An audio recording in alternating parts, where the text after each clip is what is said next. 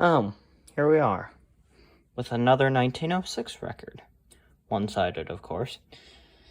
The Jolly Blacksmiths by the Haydn Quartet with anvil effect. It's Victor record, Monarch label style 4608. From the Victor Talking Machine Company, Camden, New Jersey. And it was patented in its time.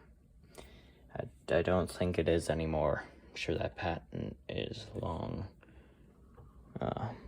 gone. It's all the way up.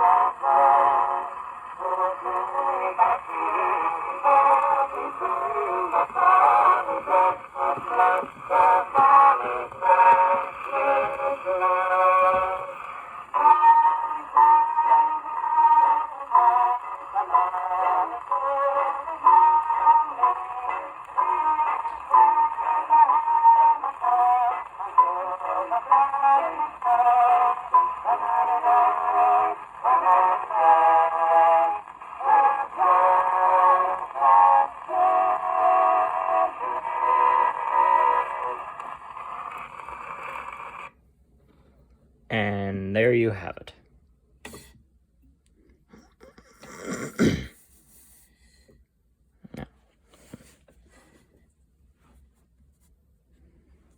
Yeah.